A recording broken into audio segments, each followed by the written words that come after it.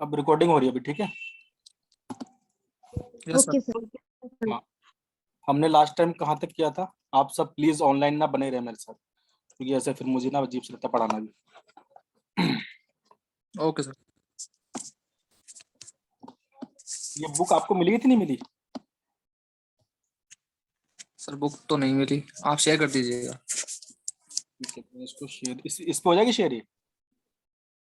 Sir इस पे तो शेयर नहीं होगी, आप मेल कर दीजिएगा। अरे बड़ी ये मेल नहीं आप होती है ना। मैं आपको लिंक बताता हूँ, ठीक है, वहां से करना आप, बताओ। ओके सर, ये आपका लिंक जीपे शेयर कर मतलब। दीजिएगा सर, वहीं से कर लें।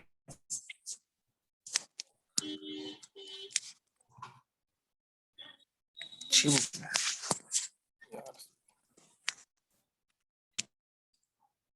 कल हमने सॉरी लास्ट टाइम क्या क्या पढ़ा था? जनरल फार्माकोलॉजी डिस्कस हो गई थी। मैं एक बार रिव्यू करता हूँ उसे बिल्कुल फास्ट फास्ट, क्योंकि गरिमा नहीं आई थी, है ना। गरिमा थिंक नहीं थी इसके अंदर। ठीक है, हमने routes of yes administration sir. पढ़ा था, हमने फार्माकोलॉजी पढ़ी थी, हमने डायनेमिक्स पढ़े थे, काइनेटिक्स पढ़ी थी। ये बिल्कुल बेसिक बेसिक है आपके। हमने रूट्स ऑफ एडमिनिस्ट्रेशन में हमने बहुत कुछ देखा था कि इसके टाइप्स कितने हैं। ये जो यहाँ पे चार्ट दिख रहा है आपको, गरिमा दिख रहा है आपको? Local view, systemic view, yes sir. Topical, intra intrathecal, yes sir. Enteral, ना पेरेंट्रल। हमने इसके अंदर बेसिक डिफरेंस भी डिस्कस किया था कि पेरेंट्रल आखिर होता क्या है। जो ड्रग डायरेक्टली हमारे ब्लड में जा रही है और आपका फर्स्ट पास को ना क्या कहते हैं सबसाइड कर रही है, हटा रही है, मतलब उसको फॉलो नहीं कर रही है, तो वो आपका पेरेंट्रल रूट ही माना जाता है। अब जैसे कि आपका ट्रांसडर्मल रूट हो गया, नेजल रूट हो गया, ठीक है, और आपका सबलिंगुअल रूट हो गया, ये भी पेरेंटल में आता है। अब इस पे भी बहुत सारे, क्योंकि ये जो फार्माकोलॉजी में बहुत सारे क्या कहते हैं कॉन्फ्लिक्ट्स हैं।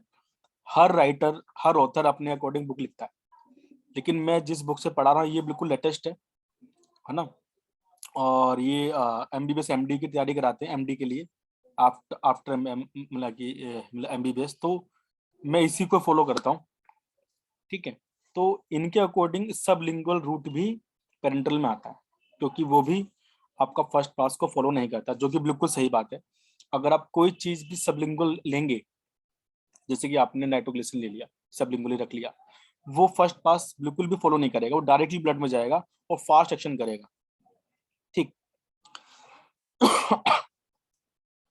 इसके बाद हमने डिस्कस किया था फार्माकोकाइनेटिक क्या होता है, उसमें हमने एब्जॉर्प्शन देखा था। एब्जॉर्प्शन क्या है आपका, एब्जॉर्प्शन कैसे होता है, एसिडिक ड्रग्स क्या कहते हैं कैसे एब्जॉर्ब होती हैं।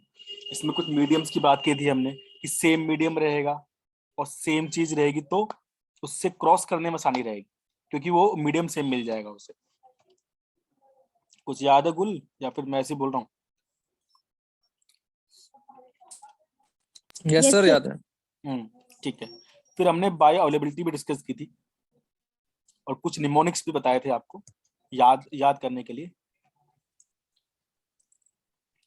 जैसे बायो अवेलेबिलिटी क्या है, यानी कि यस सर। अनचेंज्ड फॉर्म में कोई ड्रग हमारे ब्लड तक पहुंच रही है, अनचेंज्ड फॉर्म में। जैसे कि अगर हमने ओरली लिया, हमने 500 ग्राम सॉरी हमने जो 500 mg ड्रग ली है, बट हमारे ब्लड में सिर्फ 5 mg पहुंची है, तो उसकी बायो अवेलेबिलिटी क्या 5 mg है, ठीक है। और ऐसी ड्रग्स वो क्या नाम है यस जिनका sir. High first pass metabolism होता है, उसके लिए निमोनिक्स है हमारे पास। Nitrates have large large pre systemic metabolism, ठीक है। तो nitrates, N for nitrates, metabolism. Have hydro hydrocortisone, L for lignocaine, P for hydrocortisone, lignocaine, propranolol, salbutamol, pethidine, salbutamol, morphine. Right.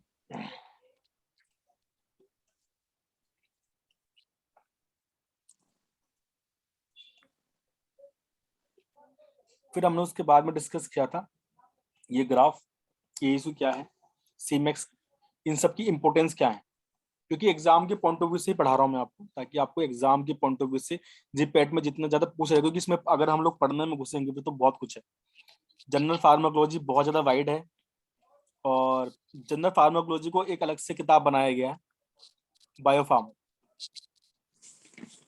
ठीक है, तो बायोफार्म बहुत ज्यादा बड़ी है, आप उसको जितना मर्जी पढ़ सकते हैं, ठीक, बट हमें एग्जाम के पॉइंट ऑफ व्यू से ही पढ़ना है इसे।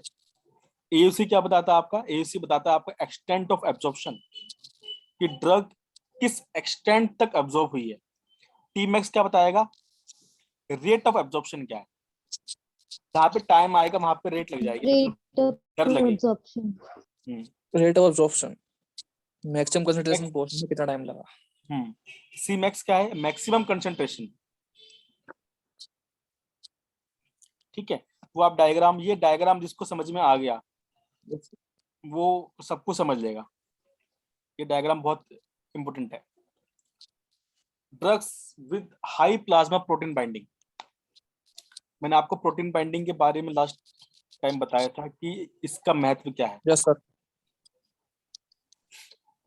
तो वो ड्रग्स जो कि जिनकी हाई हाई प्रोटीन बाइंडिंग होती है उनको आप प्लीज याद कर लीजिए, इसको नोट कर लीजिए, और लेक्चर के दौरान ही हाथ के हाथ इससे नोट बनाते लिखिएगा, क्योंकि इससे आपको याद रहेगा। बेंजोडाइजोपिन्स, अब इसमें तुम्हारा डायजेपाम है, यस सर। क्लोराजिपोक्साइड है, डाइजोपाम। मिडाजोलम है, ठीक है। फिर तुम्हारा इसके बाद है क्लोरप्रोपेमाइड, टोलबुटामाइड, साइक्लोस्पोरिन, नाफ्लोक्साटिन, इमिप्रामीन, वेरापामिन, और warfarin. Warfarin.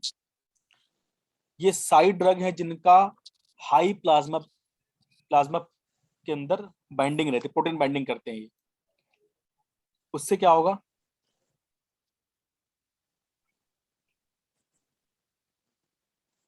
Sir plasma protein binding ज्यादा होगी तो वॉल्यूम ऑफ डिस्ट्रीब्यूशन कम होगा। Yes sir. Right. Drug metabolise नहीं होगी, एक्सक्रीट नहीं होगी। और सर लॉन्ग एक्टिंग रहेगी। Yes sir. Duration of action बढ़ जाएगा। और और डायलिसिस भी मतलब जिनका वो होता है, प्रोटीन बाइंडिंग ज्यादा होती है, वो डायलिसिस को भी अवॉइड कर देती है। और इफेक्टिव नहीं होती डायलिसिस इन ड्रग्स पे। ये बहुत इंपॉर्टेंट कॉन्सेप्ट है, अगर आपको किसी ने, पता नहीं वो लड़की ने क्यों नहीं पढ़ाया ये, क्योंकि ये प्लाज्मा प्रोटीन बाइंडिंग इतना इंपॉर्टेंट है, क्योंकि बेटा ये जितनी भी ड्रग होंगे ना ये हमारे प्रोटीन के साथ बाइंड ही रह जाएंगी, और इनका साइड इफेक्ट ज्यादा है, क्योंकि वो फिर टॉक्सिक इफेक्ट दिखाएंगे ना यस अपना, वो जो टॉक्सिक रेंज तक जाएंगी, इसलिए हम बहुत ही माइनर रेंज में देते हैं इन्हें। आप देखो डाइजिपाम की जो डोज है वो बहुत ही कम दी जाती है, पॉइंट में 0.25 mg, 0.5 mg। Yes 0.5 mg, 0.25 mg। Yes sir. ठीक है, ऐसे ही ब्रेपामिल है, इमिप्रामिन है, फ्लक्सेटिन है, इन सबको हम बहुत ही लो डोज में देते हैं, क्योंकि ये बाइंड कर जाती हैं स्ट्रांगली और वहां से छूटती नहीं, एक्सक्रीट नहीं होती। ठीक है, ये इसके पॉइंट्स। इस बुक की लाइन टू लाइन बहुत ज्यादा कीमती है, ये बहुत इंपॉर्टेंट है। इसको जब मैं डाउनलोड कर रहा हूँ, इसको इसका एक भी वर्ड मत छोड़ना बुक का, क्योंकि ये ऑलरेडी शॉर्ट है। ठीक है,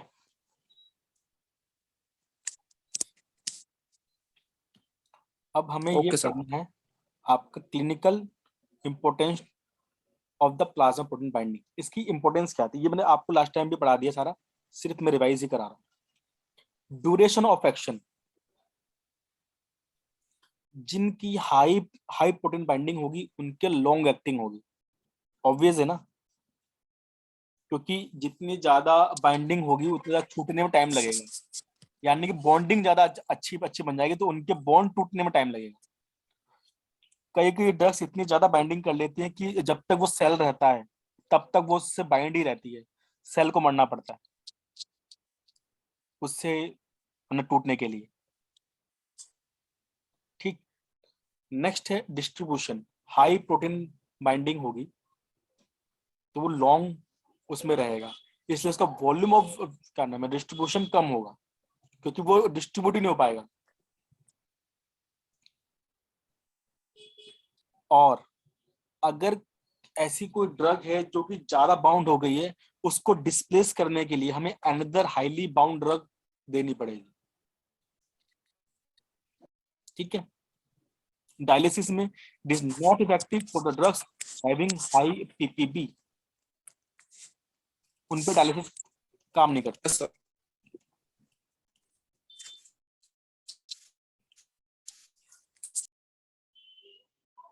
फिर से क्या हो गया?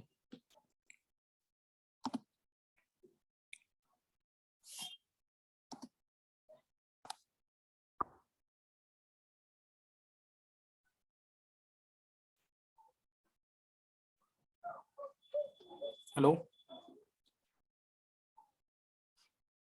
Yes, Yes, sir. sir.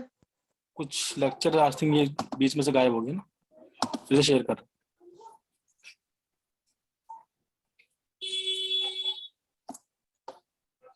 ठीक है, Okay, sir. नेक्स्ट आप ये देखिए, dialysis is not effective in the poisoning of, avoid dialysis से आप इसको याद कर सकते हैं, avoid for amphetamines, verapamil, organophosphates, opioids, imipramine, digitalis और डायजेपम।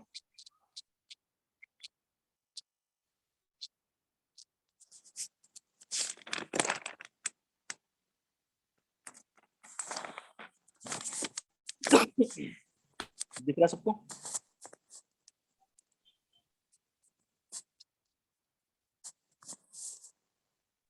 Yes, sir. दिख Yes, रहा है। sir, दिख रहा है। ये निमोनिक आपको लोग लिख भी लीजिए, क्योंकि ये बहुत इंपॉर्टेंट है और याद करने का नहीं चाहिए। अब इसके बाद हमने वॉल्यूम डिस्ट्रीब्यूशन के बाद हमने मेटाबॉलिज्म स्टार्ट किया था। मेटाबॉलिज्म में जो चीजें हमें याद रखनी चाहिए, जो इंपॉर्टेंट है, मैं सिर्फ उसी पे कंसंट्रेट करूंगा, ताकि हम लोग सब चीजें नहीं इसके अंदर पढ़ सकते।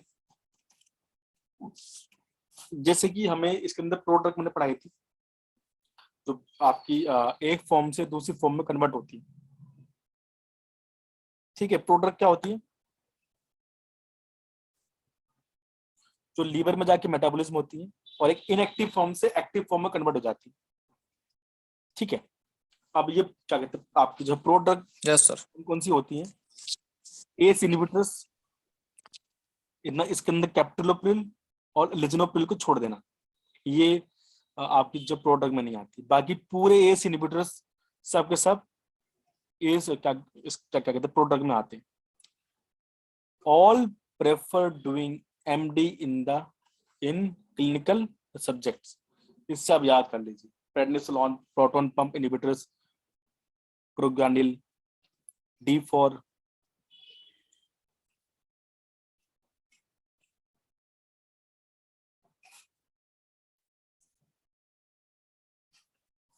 डाइपर, वेरिफिन, mercaptopurine, methyl dopa, minoxidil, levodopa. ठीक है, सर आपकी वॉइस नहीं आ रही। मेरी आवाज नहीं आ रही? Hello, methyl dopa, minoxidil, levodopa, clopidogrel, ये जो ड्रग्स आपको दे रखी हैं, ये सारे क्या है? निमोनिक है।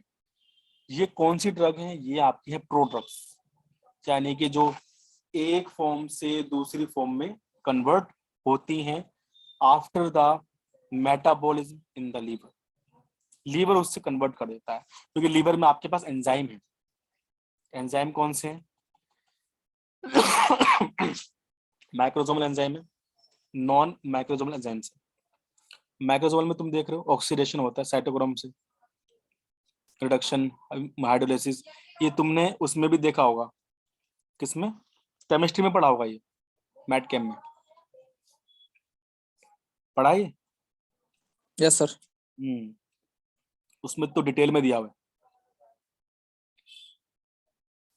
Oxidation, reduction, hydrolysis. एक तो माइक्रोसोमल है, एक नॉन माइक्रोसोमल एंजाइम है। ठीक है, अब इसमें क्या होता है? Enzyme inducers. एंजाइम इंड्यूसर्स क्या है? Will increase the metabolism of other drugs, मतलब वो दूसरी ड्रग का मेटाबॉलिज्म बढ़ा देते हैं। ठीक, और एक होते हैं एंजाइम इनहिबिटर। एंजाइम इंड्यूसर मतलब जो एंजाइम को इंड्यूस कर रहे हैं, मतलब वो ड्रग्स जो कि एंजाइम को इंड्यूस कर रही है, बढ़ा रही हैं, और बढ़ा के क्या हो रहा है? दूसरी ड्रग का इफेक्ट को चेंज कर रही है। एग्जांपल देखेंगे हम एंजाइम इंड्यूसर्स में क्या क्या आते हैं। Griseofulvin, phenytoin, rifampicin, smoking, carbamazepine, phenobarbitone. GPRS cell phone से आप इसे याद कर सकते हैं।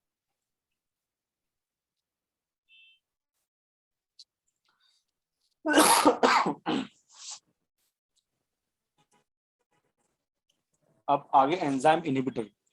Enzyme inhibitors will decrease the metabolism of drugs. अब इसमें भी कुछ आपके ड्रग्स हैं, उसको विटामिन के can not cause enzyme inhibition. आप इससे याद रख सकते हैं।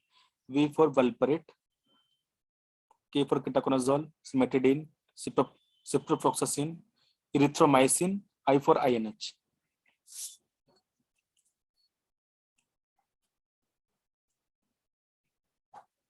याद रहेगा इतना?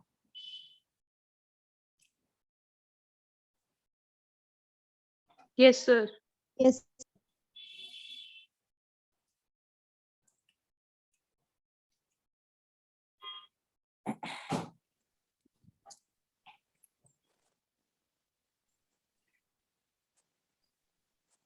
मेटाबॉलिक रिएक्शन दो फेजेस में चलती है, फेज 1 फेज 2। फेज 1 में आपके मैक्रोसोमल एज वेल एज नॉन मैक्रोसोमल दोनों होते हैं, और फेज 2 में आपका मैक्रोसोमल और नॉन मैक्रोसोमल चलता है। फेज 1 में ऑक्सीडेशन, हाइड्रोक्सिलेशन, डी अल्कलेशन, डीएमिनेशन। जहां पे भी डी आ रहा है वहां पे मतलब वो चीजें वहां पे नहीं है, जैसे कि आपका अल्काइल ग्रुप को हटाया जा रहा है, अमीन ग्रुप को हटाया जा रहा है, रिडक्शन और हाइड्रोलिसिस।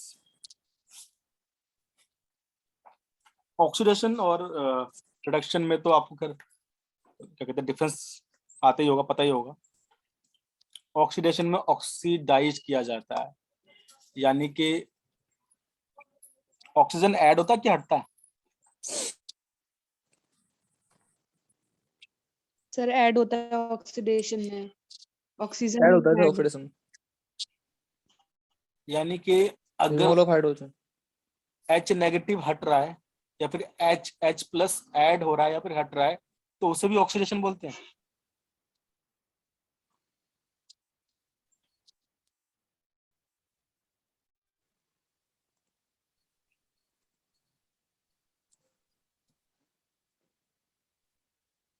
नहीं पता?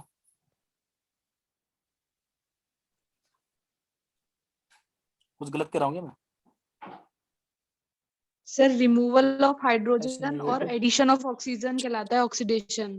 राइट, ठीक है। ऑक्सीडेशन और रिडक्शन, वैसे मैंने इतने अच्छे से नहीं पढ़ा, लेकिन जितना पढ़ा उतना मुझे हमेशा याद रहता। ठीक है, ये बेसिक कॉन्सेप्ट है, इसको हमेशा हमेशा याद रखना, क्योंकि ये अगर आप ये भी याद नहीं रख पाए फिर तो सब कुछ बेकार हो जाएगा। ठीक, वैसे ये आपका ना केमिस्ट्री का पार्ट है। एक साइकिल दे रखी है यहाँ पे जो आपको दिखेगा, ये क्या कहते हैं, एक जो चार्ट दे रखा है हमारे पास, ये वैसे कभी एग्जाम में तो नहीं आता, लेकिन अगर काफी अच्छे लेवल का एग्जाम आ गया तो उसमें आ जाएगा। इंड्यूसर्स क्या है, इनहिबिटर्स क्या है। यहाँ पे ये एंजाइम दे रखे हैं आपको, ये एंजाइम है सारे, ये एंजाइम है। इन्हें कौन सी ड्रग्स इंड्यूस कर रही है, कौन सी इनहिबिट कर रही है,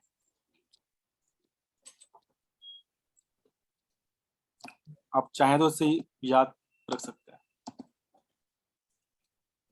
ये फिर ओके सर। ओके इसमें सर। मैं बता रहा हूँ, सिर्फ इम्पोर्टेंट देख लो कि ग्रेप फ्रूट क्या है, एक इनहिबिटर है। ठीक है, इरिथ्रोमाइसिन, मेकेटाकोनाजोल, फ्लुकोनाजोल, रिटोनोवीर, और क्या नाम है, डाइसल्फराम। डाइसल्फराम किसके लिए यूज होती है?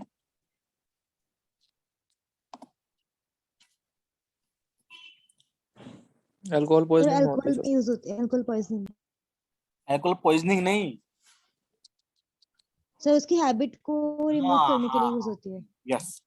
Yes sir. और ये सिप्रोफ्लॉक्सासिन,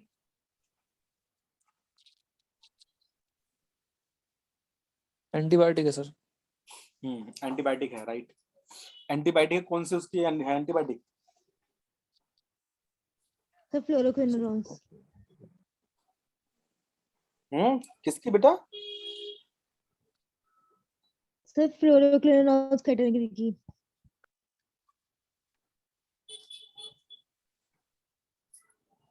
अब मुझे भी याद नहीं आ रहा जी, इतना जरूर याद है कि ये ग्राम नेगेटिव बैक्टीरिया के लिए ही होती है यूज।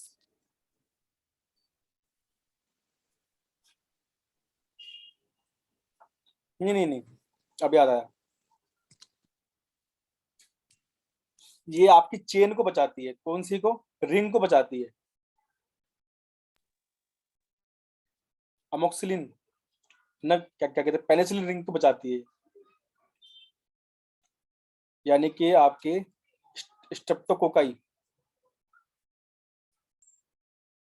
इन्फेक्शन के लिए ये यूज होती है, क्योंकि वो क्या करते हैं, वो पेनिसिलिन रिंग को काट देते हैं, ओपन कर देते हैं। उसको उसको बचाने के लिए ऑफ्लॉक्सासिन और ये क्या कहते हैं सिप्रोफ्लॉक्सासिन, ये यूज होती है। ठीक है, कोई नहीं, मैं सब पढ़ाऊंगा, टेंशन ना लो। ओके। एक्सक्रीशन तो पता है आपको कहाँ से रहती है? स्किन से होती है, न क्या कहते हैं किडनी से होती है, और लंग्स से होती है, और कहाँ से होती है एक्सक्रीशन? यूरिन के थ्रू होती है सर। हाँ, वो आगे किडनी हो गया, स्किन हो गया, लंग्स हो गया। स्किन से भी होता है सर। ठीक है,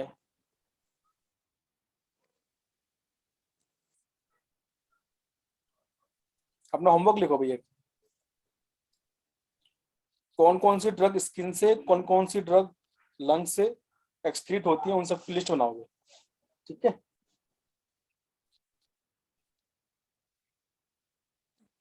ओके सर। Okay sir.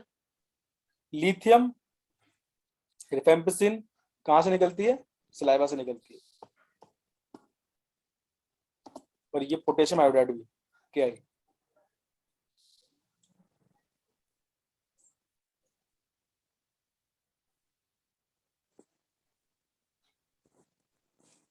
यहाँ पर ध्यान देंगे एक बार। Glomerular filtration depends on the plasma protein binding and the renal blood flow. It does not depend on the lipid solubility. क्योंकि because all the substances can cause the fenestrated glomerular membrane. बहुत important है, बहुत से बच्चे confuse रहते हैं इसमें।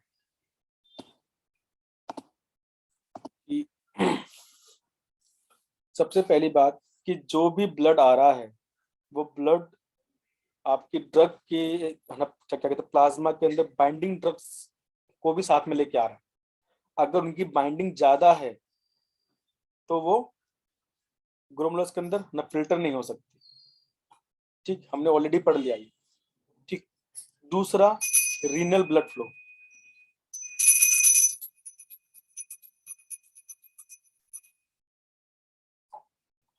ठीक है, दूसरा रीनल ब्लड फ्लो, किस रेट से हमारा ब्लड फ्लो चल रहा है उस पे भी डिपेंड करती है। एक चीज पे डिपेंड नहीं करती, किस पे डिपेंड नहीं करती? Lipid solubility. Lipid solubility.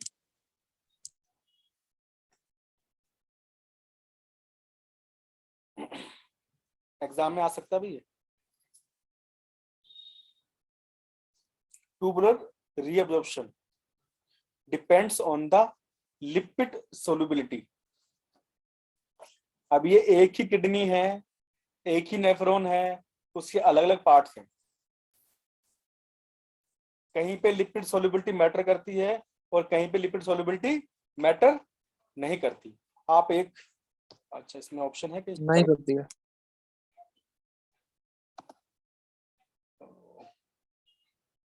White board का ऑप्शन है इसमें? कहीं नहीं है। चलो कोई बात नहीं, एक हल्का सा नेफ्रॉन बनाओ, छोटा सा, जो भी नोटबुक लेके बैठो आप, नेफ्रॉन बना दो एक, थोड़ा सा बड़ा सा बना दो, मतलब ताकि उसके अंदर आप ये हाथ का लिख सको। उसमें बोमेंस कैप्सूल बना देना, और क्या कहते हैं ट्यूबुलर रिअब्जॉर्प्शन बनाना, फिर जो सिक्रेशन बना देना कहाँ कहाँ पे, हम उसके अंदर ड्रग भी हाथ का मेंशन कर देंगे, ताकि ये नोट्स आपके साथ साथ बन जाएंगे ना।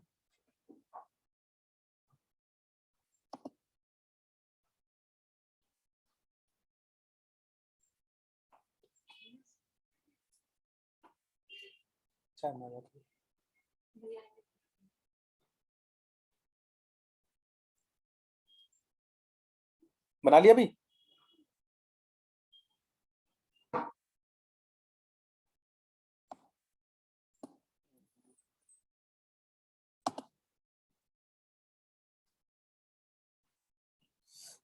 ट्यूब, हेलो, कहाँ चले जाते हो भाई सब?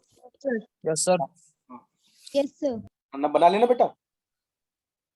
Yes sir. ठीक है। Yes sir. सबसे पहले यहाँ पे नोट करो कि ये इस पे डिपेंड नहीं करता, does not depend on the lipid solubility. फिर हम देखेंगे कि ये आपका ट्यूबुलर रीअब्जॉर्प्शन है, depends on the lipid solubility. If drug is lipid soluble, then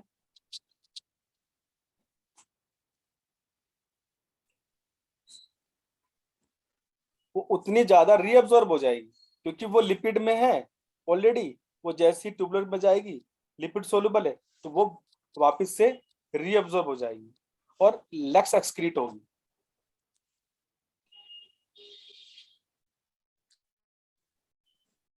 इतना हुआ क्लियर?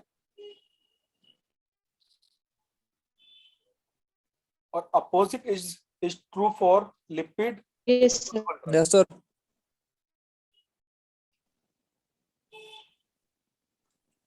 अब इसका एग्जांपल लिख लो भैया।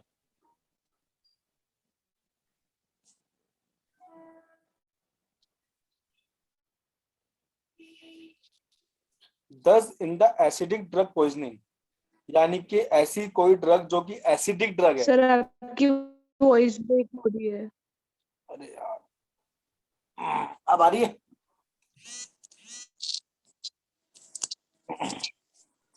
हेलो। हाँ तो रेजर ब्रेक हो रही। ब्रेक हो रही है। ठीक है, नेटवर्क प्रॉब्लम चल रही है। Yes sir.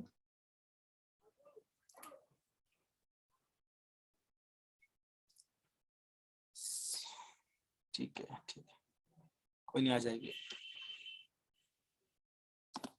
ठीक है, अब इसमें in acidic drug drug poisoning में क्या होता है, यानी कि सैलिसाइलेट्स, बार्बिटूरेट्स, मेथोट्रेक्सेट, हमें इसमें यूरिन को अल्कनाइज करना पड़ता है।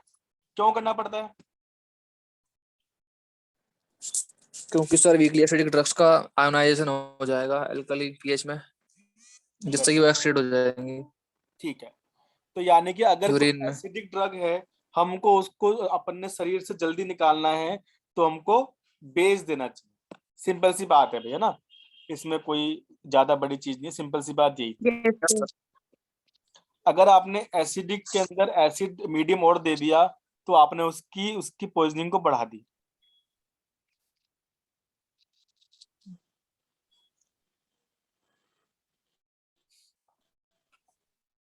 अगर कोई क्या कहते हैं, पेशेंट ऑलरेडी मिथोट्रेक्सेट पे चल रहा है। मिथोट्रेक्सेट किस काम आती है? Anti cancer. Anti cancer drugs. Anti-cancer. और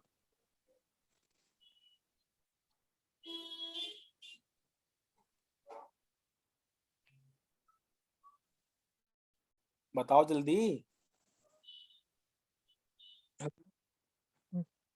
सर एंटी कैंसर ड्रग है, कैंसर में यूज होती है। और अब भैया कैंसर में क्यों क्यों यूज होती है? और भी कई जगह यूज होती है भैया, जरूरी नहीं कि कैंसर में यूज हो। मिथोट्रेक्सेट का मेनली जो काम है, वो हमारी इम्यूनिटी को कम करना है। क्या क्या है? लिखो। इम्यूनिटी को कम करना, हाँ, ठीक है, इसको इम्यूनिटी लिखो। डिप्रेस करना। हम्म क्योंकि मिथोट्रेक्सेट आपकी रिमोटॉइड अर्थराइटिस में भी दी जाती है, और जिनको भयंकर रिमोटॉइड अर्थराइटिस, आपने खैर पेशेंट देखे नहीं है, क्योंकि मैं तो खैर अब जो है क्या कहते हैं क्लिनिकल प्रैक्टिस में हूँ। बड़े ही ऐसे ऐसे पेशेंट आते हैं जिनको मतलब बहुत ज्यादा बुरी बुरी कंडीशन रहती है, और एलोपैथ में एक ही इलाज है, मिथोट्रेक्सेट या फिर एंटीबॉडी इंजेक्शंस जो इम्यूनिटी को कम करते हैं, बट एक टाइम पे आके वो भी काम करना बंद करते हैं, और ऐसे ऐसे ऐसे केसेस को हम लोग ठीक कर देते हैं बाय होम्योपैथी। बट हम लोग अभी क्या कहते हैं फार्माकोलॉजी पढ़ रहे हैं, कोई बात नहीं, तो पहले से ही देख लो। नेक्स्ट है कि आपका बेसिक ड्रग्स। बेसिक ड्रग्स यानी कि मॉर्फिन है, एम्फेटामिन है, इनको हमें एसिडिफाइड करना पड़ता है। एसिडिफाइड किससे करते हैं? अमोनियम क्लोराइड से करते हैं। किससे करते हैं भाई? Ammonium chloride. ये आपका अमोनियम क्लोराइड है, इसको आप लिख लें। और यहाँ पे क्या था? यहाँ पे सोडियम बाइकार्बोनेट। ठीक है। नेक्स्ट आपकी है ट्यूबुलर नस सिक्रेशन। अब ये आपकी लिपिड सोल्युबिलिटी पे डिपेंड नहीं करती, इवन ये आपके क्या कहते हैं प्लाज्मा प्रोटीन बाइंडिंग पे भी डिपेंड नहीं करती। In the nephrons separate pumps are present for। Sir आपकी वही बाहर ही बैठता हूँ क्योंकि अंदर नेट नहीं पकड़ रहा मेरा वाईफाई का। रुको जरा।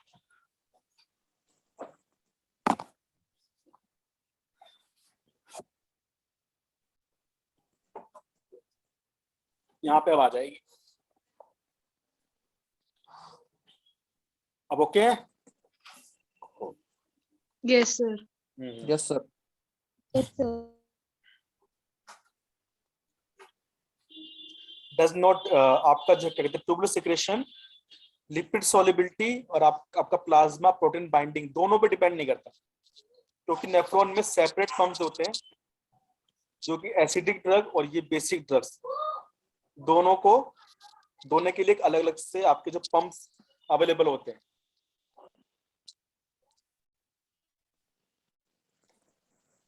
Drugs utilising the same transporter may show drug interaction. For example, brobensit decreases the excretion of the penicillin and increases the excretion of uric acid.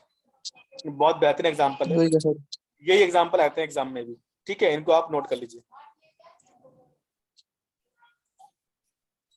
अब वो सेम ट्रांसपोर्टर है, ठीक है। अब एक ड्रग दूसरी ड्रग की एक्सक्रीशन को क्या नाम है इंक्रीज भी कर रही है, डिक्रीज भी कर रही है।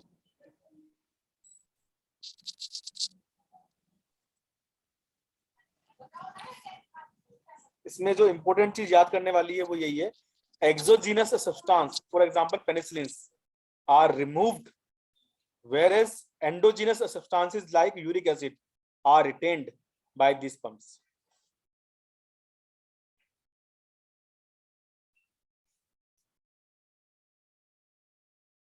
समझ में आया?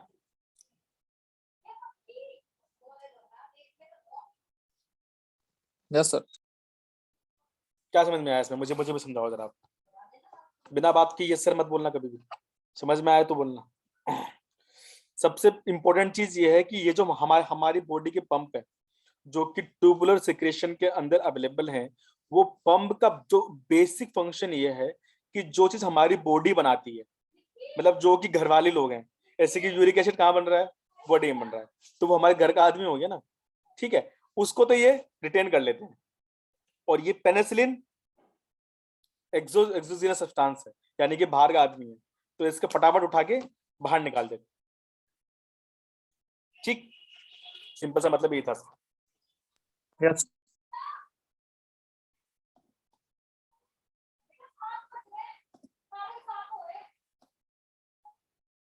काइनेटिक्स ऑफ एलिमिनेशन, इसमें आप देख लीजिए, सिंपल सा फॉर्मूला है, clearance is equal to rate of elimination divide by plasma concentration.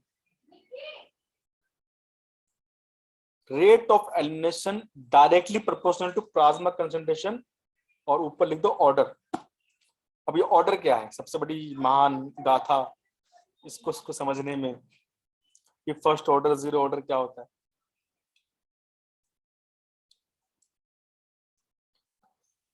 हाँ, फर्स्ट ऑर्डर और जीरो ऑर्डर। जीरो ऑर्डर, अगर देखो प्लाज्मा कंसंट्रेशन के ऊपर मैं ऑर्डर की जगह जीरो लगा दूंगा तो यानी कि rate of animation directly proportional है प्लाज्मा कंसंट्रेशन, क्योंकि ऑर्डर तो जीरो हो गया। अब आपको मैं बेसिक इसका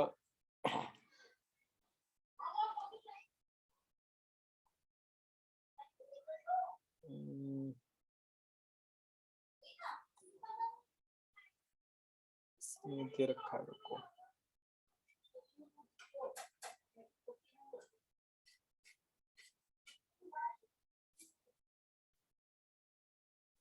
नेहा यार माँ से बोल दी जरा, मैं चार्जर इसका लैपटॉप का, बैटरी डाउन हो गई, चार्जर होगा।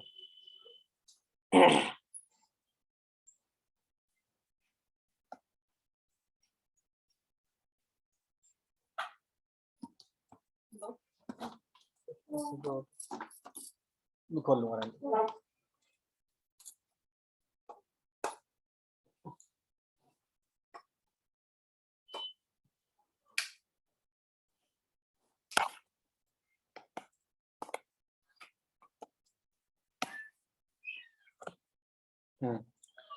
ठीक है, मुझे कोई ऑर्डर का मतलब बताएगा?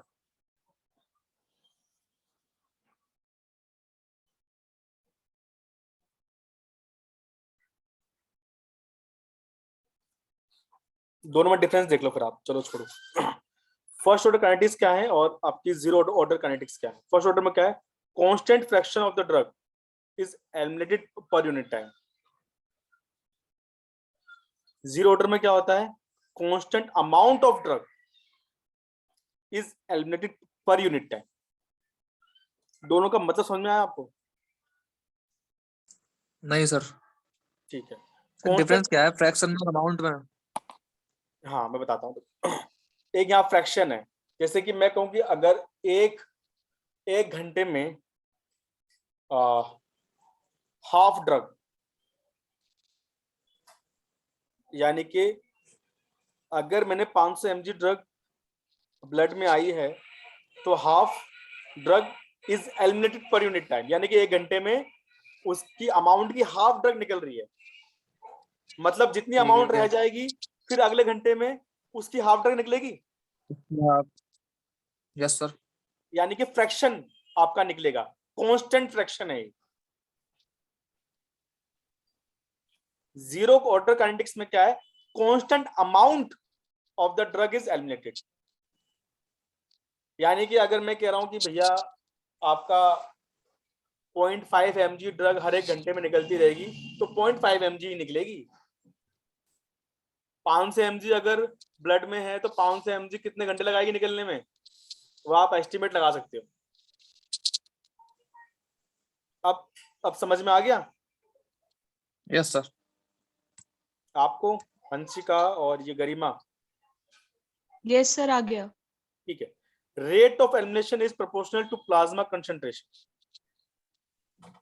Rate of elimination is proportional to plasma concentration, क्योंकि आपका ऑर्डर हो गया 1।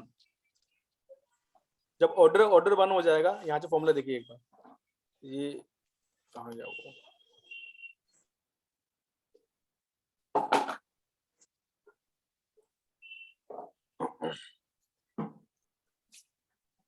ये देखिए ना formula, rate of elimination directly proportional है प्लाज्मा कंसंट्रेशन। अगर ये ऑर्डर आपका 1 हो गया तो ये और ये आपस में क्या हो गए? इक्वल हो गए। ठीक है, ठीक है।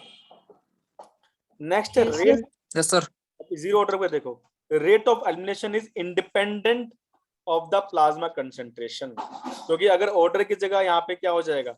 जीरो हो जाएगा ना। अगर ऑर्डर की जगह यहाँ पे जीरो हो गया, ऑर्डर हो गया जीरो, बड़ा सा जीरो बना दो उसमें, तो क्या हो जाएगा? प्लाज्मा कंसंट्रेशन इसके इक्वल हो ही नहीं सकती क्योंकि ऑर्डर आप पे 0 है। नेक्स्ट इसमें थर्ड पॉइंट Yes, देखो कि clearance remains constant.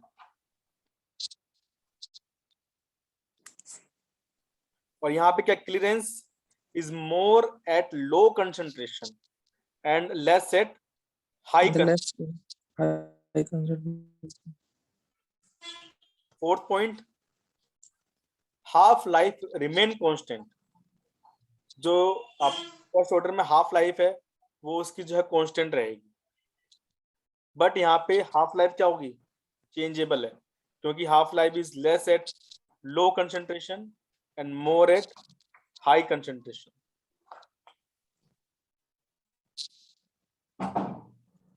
Five, most of the drugs follow first order kinetics. ज्यादातर ड्रग आपकी फर्स्ट ऑर्डर काइनेटिक्स को फॉलो करती है, और सिर्फ बहुत कम ड्रग जो होती है वो आपकी जीरो ऑर्डर को फॉलो करती है। जैसे कि अल्कोहल, अल्कोहल जीरो ऑर्डर को फॉलो करता है। अल्कोहल जो है वो ये नहीं कि आपका जल्दी से बॉडी निकल जाएगा, इसलिए अल्कोहल को आप नाप सकते हो कि भाई इसने अल्कोहल लिया था कि नहीं। आप सिंपल ब्लड टेस्ट करेंगे, उसमें अल्कोहल आ जाएगा तो वो मतलब वो उसका जो भी टेस्ट वगैरह होता है वो सब इजीली आ जाता है, क्योंकि अल्कोहल जीरो ऑर्डर काइनेटिक्स को फॉलो करता है।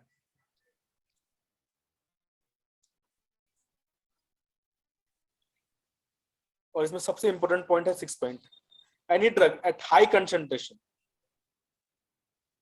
वो जीरो ऑर्डर काइनेटिक्स को फॉलो करेगा अगर उसका मेटाबॉलिक और एलिमिनेशन पाथवे क्या हो रखा है, सैचुरेट हो रखा है। इसका मतलब कुछ कोई बता दो मुझे, किसको क्या समझ में आया 6 पॉइंट का।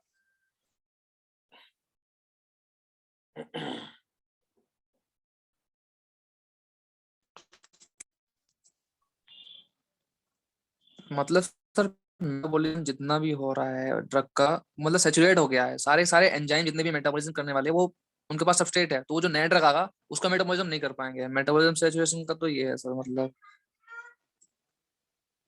बिल्कुल सही बताया तुमने, बिल्कुल राइट। हेलो, हाँ हाँ, right right right, you are right.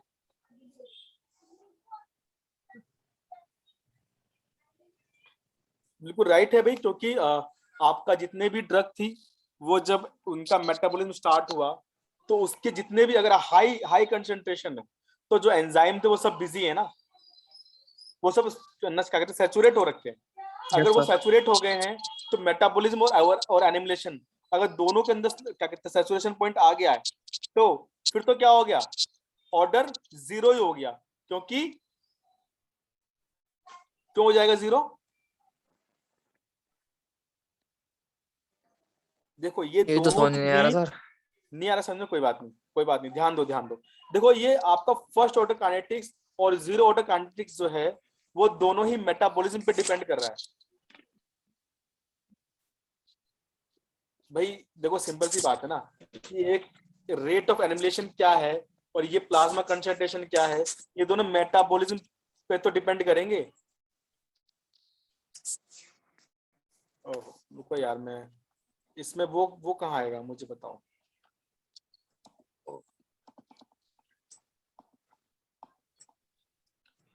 अभी तो दिखा रहा था ऑप्शन एक। सर आवाज कट रही है आपकी। मेरी आवाज कट रही है भाई, आज हमारा लगता है नेट काम नहीं कर रहा। May be sir.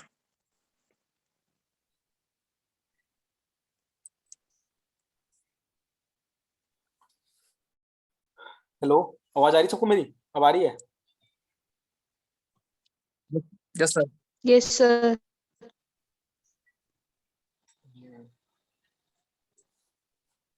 मेटाबॉलिज्म अगर आपको समझ में आया होगा ना थोड़ा बहुत भी, क्योंकि मेटाबॉलिज्म के अंदर आपके एंजाइम इंक्लूडेड है। अगर आपके एंजाइम जितने Yes, sir. ज्यादा हैं, यानी कि मानो कि मैंने कोई भी ड्रग ले ली, मैंने XYZ कोई भी ड्रग ले ली, ड्रग एक्स ले ली। अब ड्रग्स एक्स को यहाँ देखो, रेट ऑफ एलिमिनेशन क्या होता है, यानी कि किस रेट से ड्रग हमारे शरीर से बाहर निकल रही है, सिंपल सा मतलब Yes, sir. प्लाज्मा कंसंट्रेशन क्या है कि हमारे जो क्या कहते हैं प्लाज्मा के अंदर यानी कि प्लाज्मा में अगर कितनी है ना, capacity? क्या कहते हैं, प्लाज्मा के अंदर अगर ड्रग है 100 mg बची है, मान लेते हैं, ठीक है, और 100 mg पर आवर ये ड्रग हमारे शरीर से बाहर निकल रही है, ठीक है। अब देखो 100 mg है और 100 mg ही प्लाज्मा बची है, तो ये घंटे में शरीर से बाहर निकल जाएगी, यस सर। ठीक है। इतना आया समझ में? Yes, sir. Yes sir. अब यहाँ पे रेट ऑफ एलिमिनेशन क्या है? 1 आवर है, सिंपल।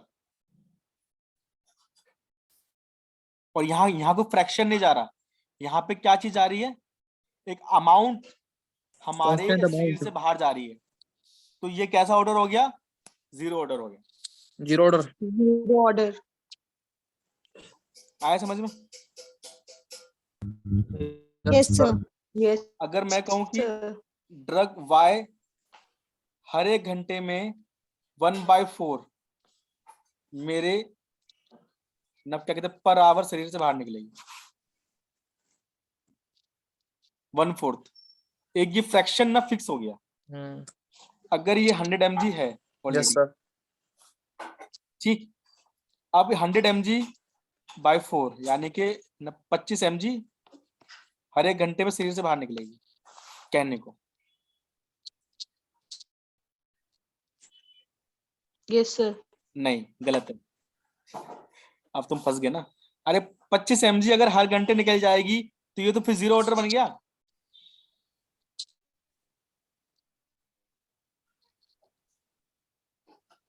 Yes sir.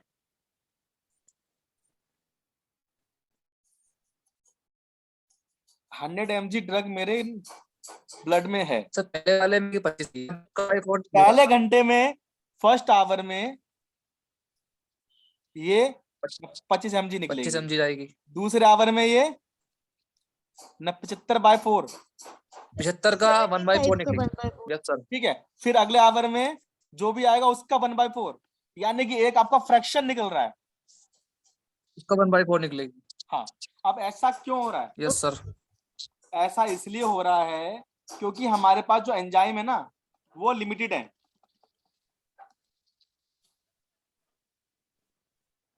हमारे पास एंजाइम क्या है? लिमिटेड है सर। Limited है. हमारे शरीर में हर चीज की लिमिट है भाई, उनको मेटाबोलाइज करने की लिमिट है ना मेरे पास। Yes sir. ठीक, अगर लिमिटेड, देखो अब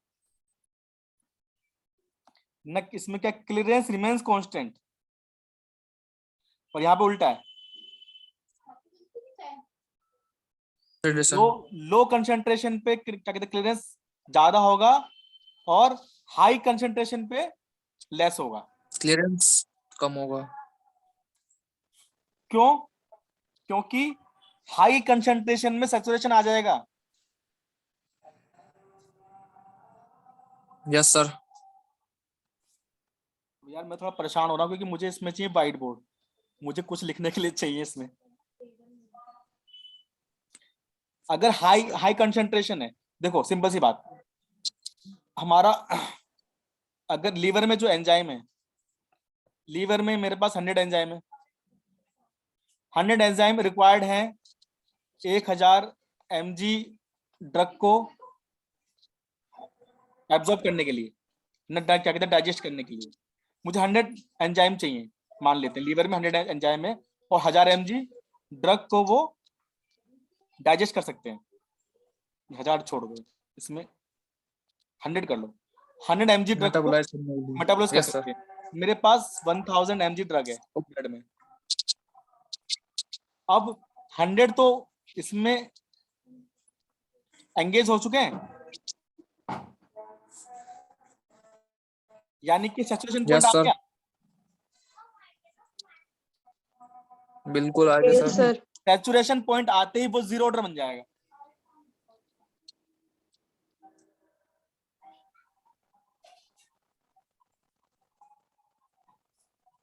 मतलब सर हर मान लो कि हर घंटे बस खाली 100 mg ड्रग ही एलिमिनेट हो पाएगी, मतलब कि कॉन्स्टेंट अमाउंट होगा तो इसलिए 0 ऑर्डर बन जाएगी। वो जैसी सैचुरेशन होगी, ये जो कंसंट्रेशन है ना वो हाई है। हाँ सर, हाई कंसंट्रेशन तो है। अब हमारे पास 100 एंजाइम है कुल टोटल। अब वो 100 को ऑक्यूपाई कर सकते हैं, 100 को मेटाबोलाइज कर सकते हैं। हाँ, तो पहले उनको मेटाबोलाइज करेंगे, और बाकी 900 mg जो बची है उसमें से फिर 100 एंजाइम मतलब 100 mg फिर दोबारा लेंगे उसको करने के बाद। ये तो जब इसका कांस्टेंट। ये जब उसको एंजाइम को डाइजेस्ट कर चुके होंगे, तब वो दूसरे 100 यस सर। mg पकड़ेंगे ना। यस सर, तो मतलब इसे कांस्टेंट फ्रैक्शन से कांस्टेंट अमाउंट में बदल गया है। ये अगर ये अमाउंट है ना, तो ये जी0 ऑर्डर बन गया है। हाँ सर। ठीक, इसमें बिल्कुल भी कंफ्यूज मत हो आप सब। एक छोटी सी पॉइंट है, उसको पकड़ने की जरूरत है। और इसने यहाँ पे जो मेंशन कर दिया है, मैं तुम्हें दिखाता हूँ। ये बहुत ही बढ़िया ओके बुक है, सर। इसमें हर चीज का आंसर तुम्हें जो है, मतलब हर जगह आंखों के सामने होगा, लेकिन थोड़ा सा हल्की सी मेहनत करनी पड़ेगी। जैसे कि इसने बता दिया, 6 पॉइंट ने बहुत कुछ बता दिया। Any drug at high concentration will follow zero order kinetic. क्यों? क्योंकि वो सारे एंजाइम क्या हो गए? सैचुरेट हो गए। मेटाबॉलिक और एलिमिनेशन पाथवे क्या हो गया? सैचुरेट हो गए। सैचुरेट हो गया। सैचुरेट हो गया। हाँ, सर इसमें एलिमिनेशन पाथवे का सैचुरेट होने से क्या मतलब है? एलिमिनेशन पाथवे, अगर मानो जैसे कि आपकी 100 mg है, सॉरी 1000 mg हमारे पास ड्रग ऑलरेडी है। इसमें से हमारे 100 एंजाइम बिजी हो गए 100 ड्रग के साथ, 100 ड्रग मॉलिक्यूल के साथ। ठीक, अब इसमें क्या होगा? आपका जो एलिमिनेशन पाथ है, एक तो आपका इंजेक्शन पाथ है, मेटाबॉलिज्म पाथ है, एक आपका एलिमिनेशन पाथ है, जिसमें आपके क्या क्या आ गए? वरना ग्लूमिनस आ गया, वरना क्या कहते हैं, ट्यूबुलर सर्कुलेशन आ गया। अब वहां जो आपके है ना पोर्स हैं या फिर पंप्स हैं, जो ड्रग को वापस अंदर भेज सकते हैं, वो सब ऑलरेडी बिजी हैं, यानी कि सैचुरेशन हो रखे हैं। तो ड्रग वेटिंग में आ गई। Yes sir. वो जैसी वेटिंग में जाएगी, यानी कि आपका एलिमिनेशन पाथवे को भी सैचुरेट होना जरूरी है to follow zero order kinetics. Kinetics. Okay sir. क्योंकि हमारा रेट ऑफ एनिमिलेशन मेन है। अभी भी कंफ्यूज आप? मैं एक बार ऐसा एक्सप्लेन करता हूँ, रुको।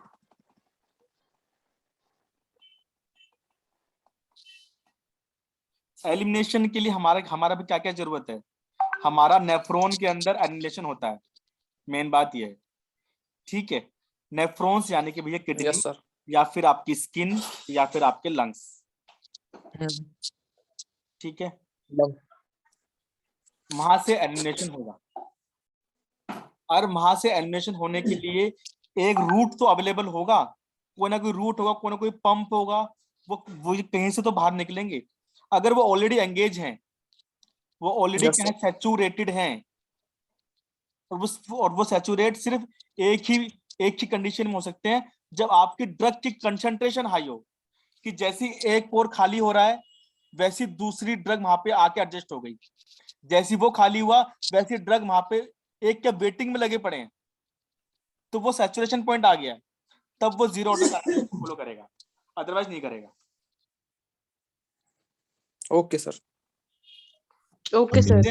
यहाँ पे देखो जीरो ऑर्डर, देखो जीरो ऑर्डर में क्या क्या लिखा हुआ? Clearance is more at low concentration. क्योंकि कंसंट्रेशन लो है, हमारे पास एंजाइम ज्यादा है, ड्रग कम है, तो फिर क्लियरेंस क्या होगी? ज्यादा ही होगी ना। ज्यादा होगी, दबा के मेटाबोलाइज करेंगे। ठीक है, और less at high concentration.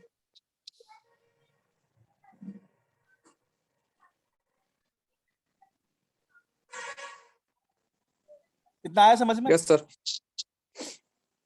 Yes sir. ये बेसिक डिफरेंस है बेटा फर्स्ट ऑर्डर काइनेटिक्स में और जीरो ऑर्डर काइनेटिक्स में।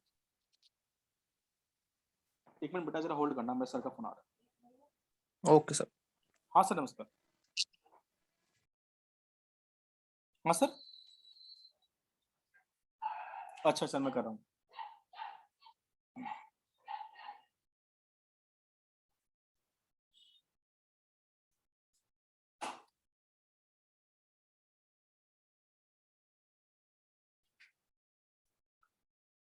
हाँ सर,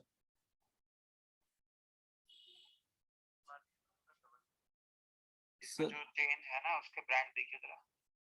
जो दवाई उन्होंने जो बदली है, हाँ, नोडोसिस तो सेम है, एक कीटोरोल डीटी है।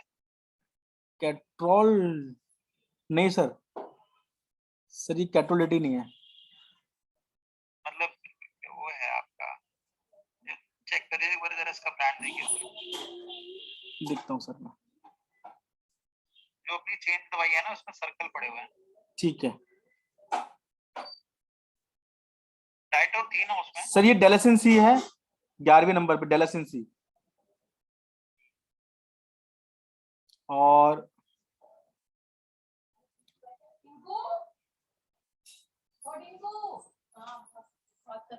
डेलासिन सी का ब्रांड देख लो। सर डेलासिन सी सर इसी इसी इसी नाम से आती है सर। कोई और ब्रांड? सर अवेलेबल नहीं है सर, इसके अंदर क्या कहते हैं, क्लिंडामाइसिन होती है। नहीं, ब्रांड तो सर अवेलेबल होगा, ऑब्वियस सी बात है, मैं बता देता हूँ, लेकिन ये इसी नाम से अवेलेबल मिलेगी क्योंकि यही ब्रांड चलता है सर। जेनरिक में? सर जेनरिक में डेलासिन सी सर अवेलेबल नहीं होती, क्योंकि सिस्टर की भी सर क्या कहते हैं डेलासिन सी चला रखी है ना अभी। इसमें है क्या? सर इसके अंदर क्लिंडामाइसिन है, एंटीबायोटिक है सर।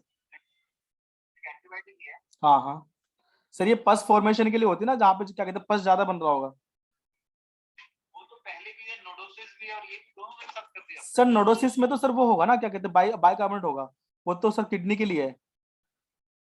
सॉरी, वो जो पहले दी थी ना। सर पहले जी उन्होंने जिस क्या कहते हैं सेप्टम लिखी हुई थी, एक तो सेप्टम थी सर।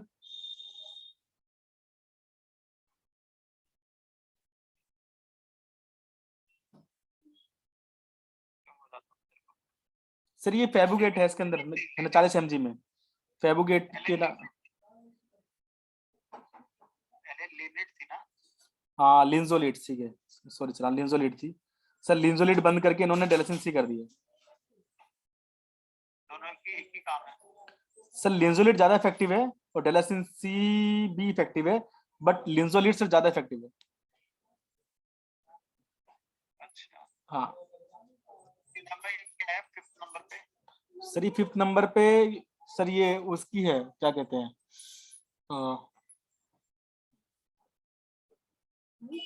सर, ये आपकी फेबुगेट के नाम से आती है 40 mg, अटोरवास सर, अटोरवास्टेटिन। ये नॉर्मल है? हाँ क्या नाम है इसका, नाम बता दीजिए। सर, ये तो अलग नाम से दे रखी, फेबू, इसमें फेबू प्रेस के नाम से दे रखी है कैसे है? सर। EZ है, EZ, TEZ। FEBU है? हाँ सर, ये FEBU होना चाहिए क्योंकि इसने लिखा बड़े स्टाइल से, बट सर ये वही है, अटोरवास्टेटिन है 40 mg में।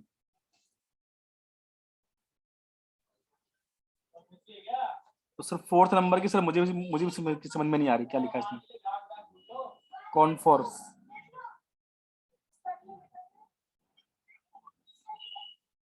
667।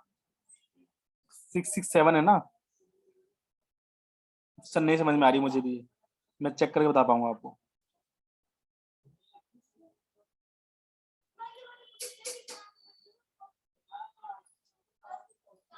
ये कौन सी कॉस्ट है?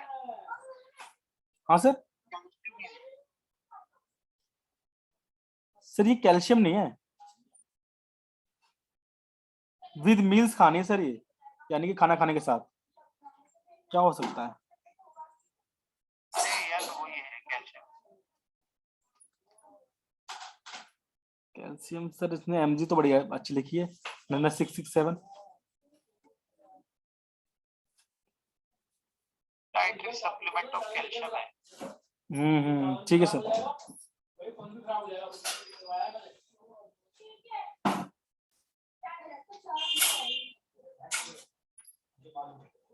और ये क्या है, सेकंड सर वाली, सेकंड नंबर वाली? सर ये भी देखनी पड़ेगी मुझे, क्या नाम, कैटोटेनिल। देखता हूँ सर से क्या है।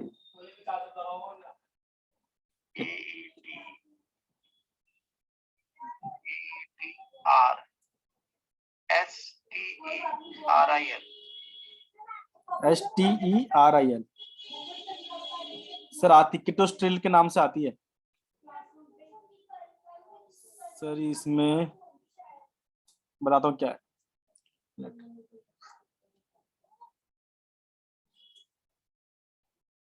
सर ये क्या कहते हैं, किडनी के लिए दी जाती है, किडनी के लिए दी जाती है, ठीक है सर। ये आती क्या कहते हैं, किटोएड के नाम से आती है सन फार्मा की, वो इससे नहीं सर, किटोएड। मैं व्हाट्सअप कर रहा हूँ आपको सर। ये किडनी के लिए दी जाती है सर।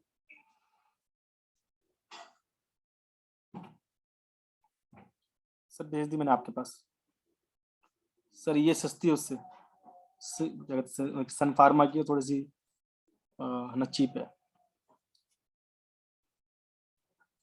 तो कीटोस्टेरल 100 टैबलेट का पैक है। नहीं सर, ये देखो जो मैंने आपको भेजी है।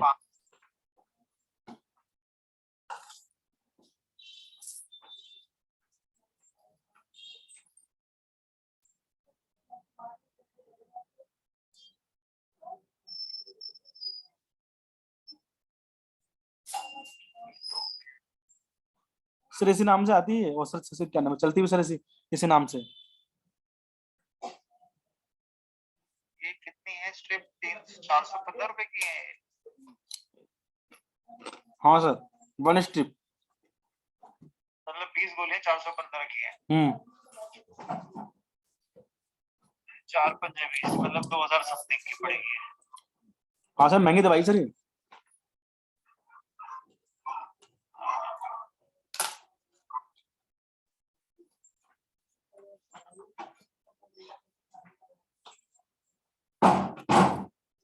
सर मंगाने गए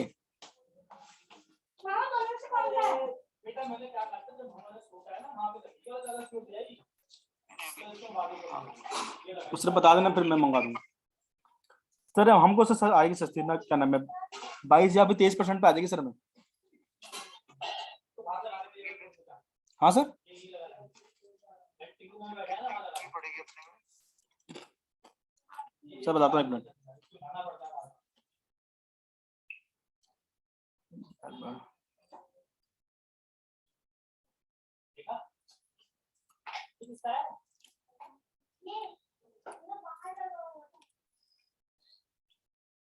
सर ये 319 के आसपास की पड़ेगी।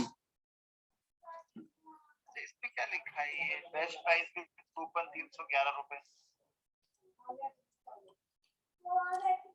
सर ये इनका कोई मतलब कि ऑफर है सर ये कोई, क्योंकि ये 23% पे तो आती है अपने को।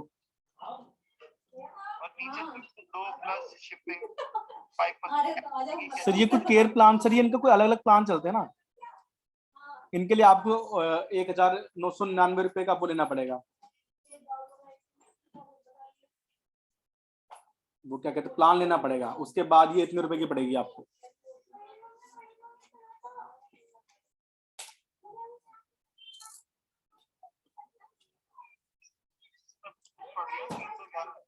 सर ये वो है क्या कहते हैं, आपको क्या कहते हैं, इसके अंदर कूपन लेना पड़ेगा। हाँ सर मिल जाएगी आपको, 1 MG से मिल जाएगी 25% पे।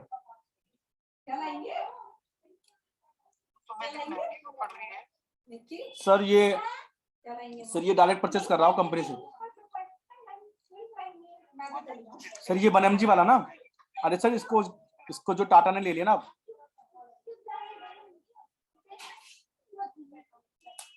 हाँ सर, हाँ सर हमारे पास आएगी, डिस्ट्रीब्यूटर से आएगी सर। ये डायरेक्ट कंपनी से उठा रहा होगा, इसके पास आ रही होगी 30% पे।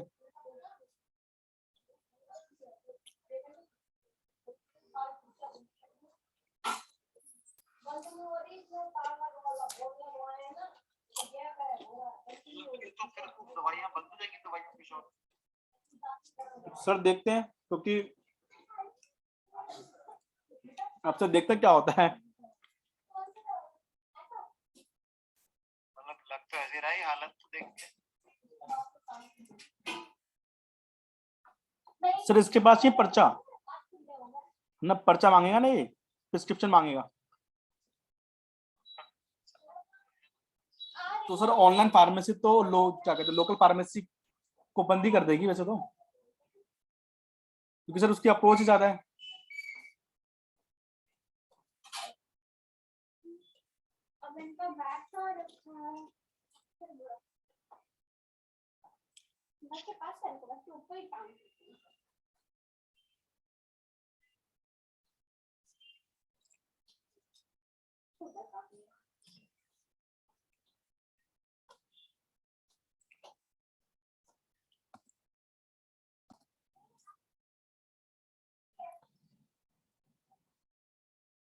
क्या नाम है, Gul Hasan?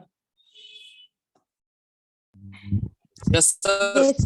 Sorry for interruption. तो हमारे भी गुरुजी का फोन था।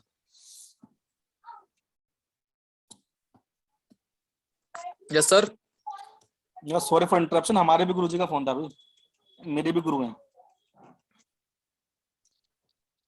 कोई बात। चलो, ये फर्स्ट ऑर्डर जीरो ऑर्डर समझ में आ गया भाई?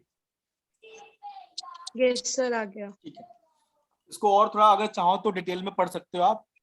मैं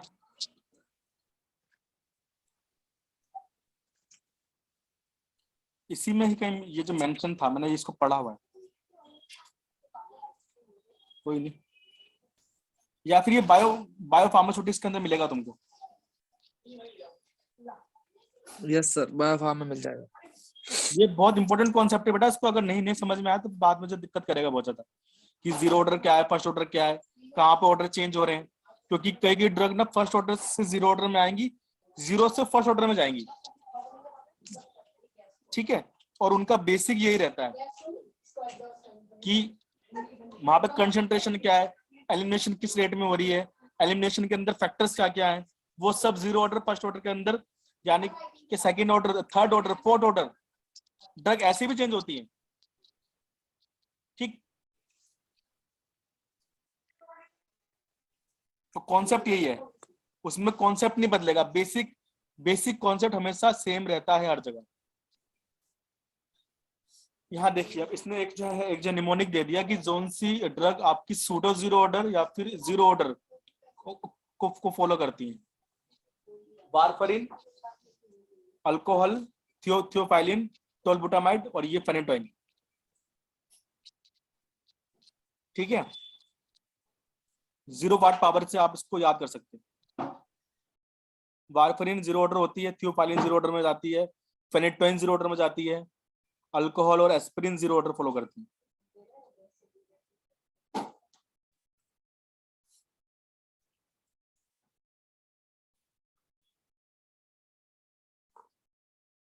टी हाफ का फॉर्मूला यहाँ पे है, T half equal to 0.693 into में VD divide by CL।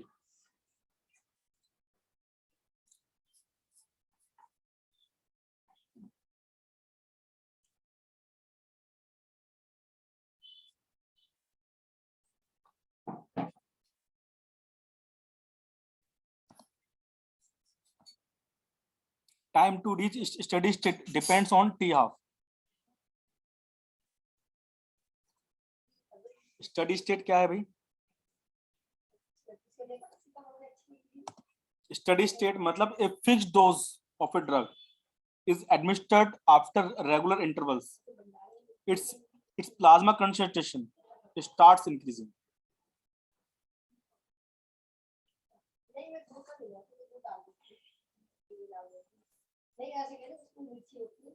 Plasma concentration rises and rate of elimination also starts increasing. When rates of administration becomes equal to the rate of elimination, the plasma concentration stabilizes. This is called steady state. यानी कि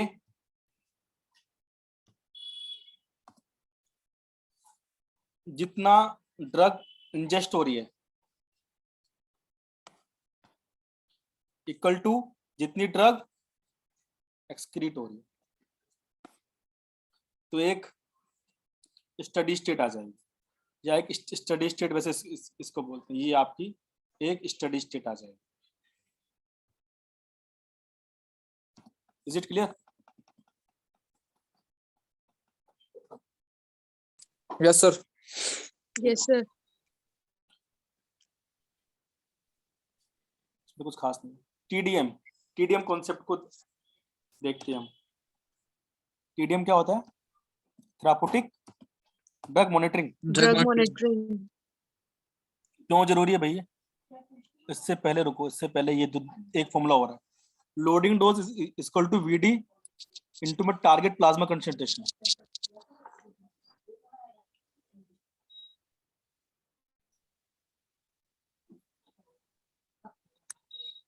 और ये maintenance dose क्या होती है?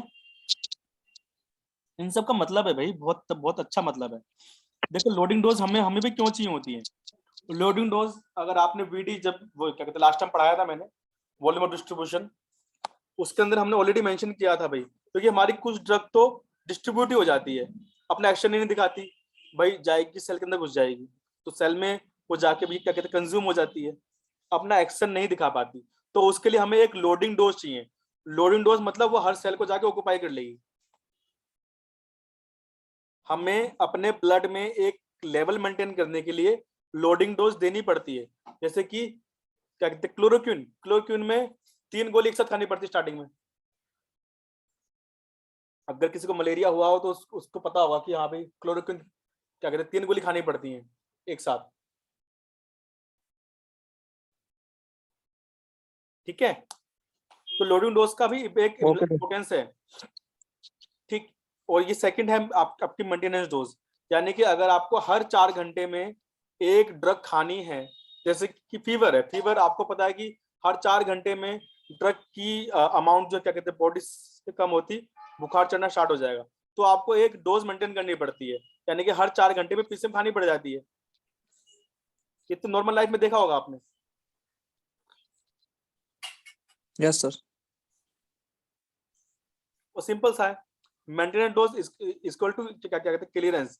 आपकी clearance कितनी है, अगर जितनी ड्रग निकल रही है उतनी ड्रग वापस से ऐड कर दो और उससे मल्टीप्लाई कर दो कि हाँ भी हमें क्या कहते हैं प्लाज्मा कंसंट्रेशन ना कितना चाहिए, तो आपकी मेंटेनेंस डोज आ जाएगी। चलो ठीक है। TDM is a process by which the dose of a drug is adjusted according to the plasma concentration. It is done for the drugs having known correlation between serum level and the drug response or the toxicity. भाई देखो therapeutic drug monitoring सिर्फ आपकी उन drug के लिए की जाती है जो कि टॉक्सिक इफेक्ट उनके चांसेस ज्यादा होते हैं और उनको अंडर मॉनिटरिंग की जाती है। ठीक है, और जिन ड्रग के साइड इफेक्ट्स ज्यादा होते हैं, जैसे कि डिजिटलिस है, अमीनोग्लाइकोसाइड्स, ट्राइसाइक्लिक है, थियोफाइलिन है, लिथियम है, एंटी एपिलेप्टिक ड्रग हैं, इनको आपको अंडर द क्या कहते हैं मॉनिटरिंग रखना पड़ता है, क्योंकि आपने अगर हल्की सी भी ड्रग्स बढ़ा दी, अगर एपिलेप्सी में आपने ड्रग की डोज बढ़ा दी तो बंदा जो है कोमा में चला जाएगा। लिथियम की बढ़ा दी, लिथियम किस में दी जाती है? बाइपोलर डिसऑर्डर में दी जाती है।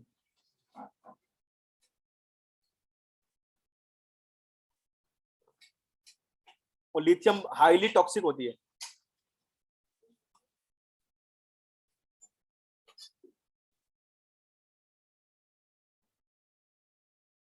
Okay, sir. अब ये टीडीएम भी रिक्वायर्ड किस किस के लिए होती है? A drug possessing low therapeutic index. A for aminoglycoside, for example gentamicin. D for digitalis, P for phenytoin, L for lithium, T for tricyclic, I for immunomodulators.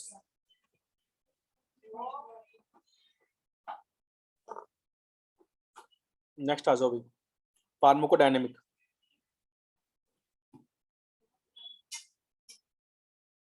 Effect of drugs on body is pharmacodynamic.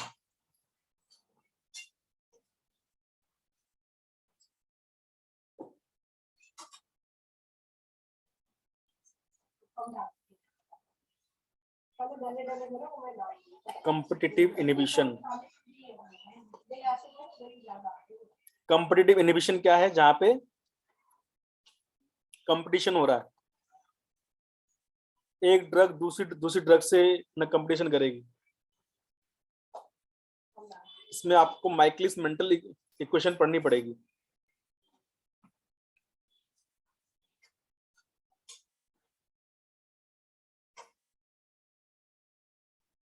इसमें सबसे important बात, एक minute hold करना। नेहा, ये ले तेरा phone आ रहा है, विकास का फोन है।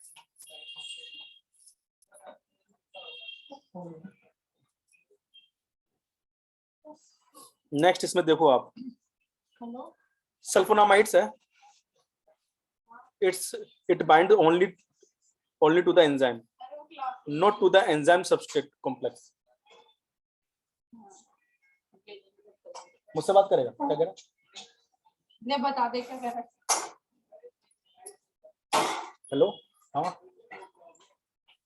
हेलो, हेलो हाँ बताओ। हेलो, मेरी आवाज आ रही नहीं आ रही? हेलो, अरे यार तूने म्यूट क्यों कर दिया अभी? हेलो, हाँ विकास, हाँ जी नमस्कार जी, बताइए। अच्छा आप, हाँ बताइए, बताओ बताओ, काम बताओ। न, न किसके? अच्छा, कुछ खाया था बाहर का? अच्छा, बुखार चल रहा था, बुखार के बाद, अच्छा रात को बुखार चल रहा है, वो दिन में नॉर्मल हो रहा है, अभी भी आ रहा है बुखार?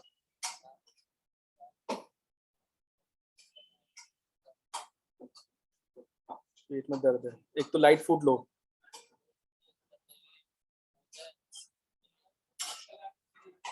रेगुलर तो नहीं हो रहा ना?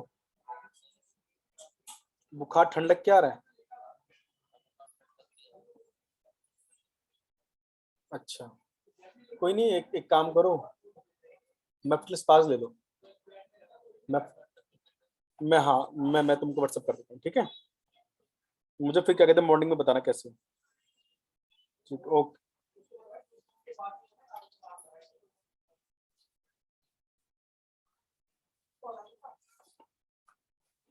चलो वापसी आते हैं, ये ना टाइम ऐसी है, इस टाइम कॉल आते रहते हैं मेरे पास। कहाँ थे हम? सल्फोनामाइड्स क्या करते हैं?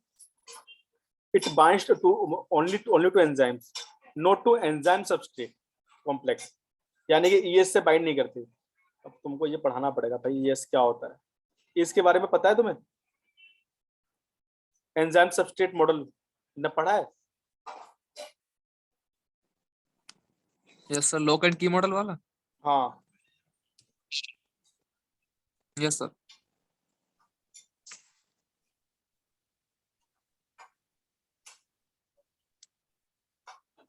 माइकलिस मेंटल इक्वेशन इसमें दी नहीं मेरे ख्याल से।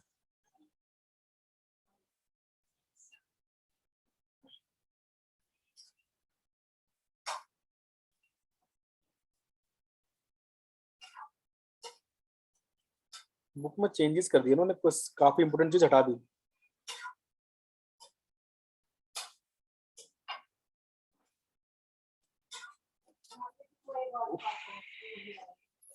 रुको जरा, इसमें आप सब वो क्या कहते हैं, गूगल एक बार क्या कहते हैं अपने पास ना, गूगल कीजिए माइकलिस मेंटल इक्वेशन, उसमें के एम वी मैक्स दिया होगा।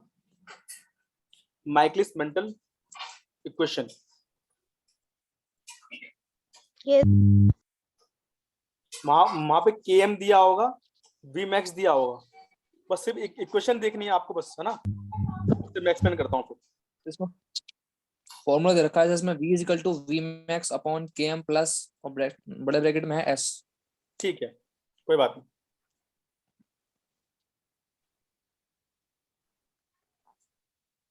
के एम क्या है? आपका माइकलिस मेंटल कांस्टेंट है। Yes sir. और ये it is calculated as amount of substrate required. ना सबस्ट्रेट हमें जितना चाहिए एक अपने मेटाबॉलिज्म के लिए, that is known as the Km,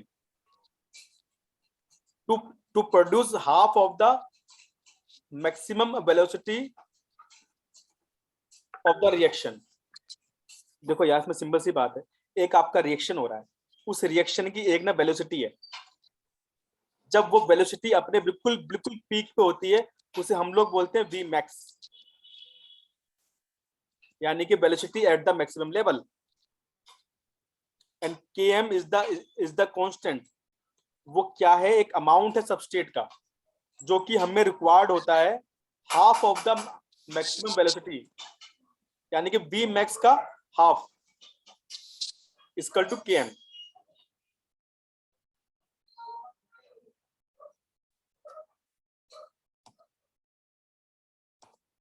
रुको जरा मैं बताता हूँ तुम्हें। Michaelis mental question.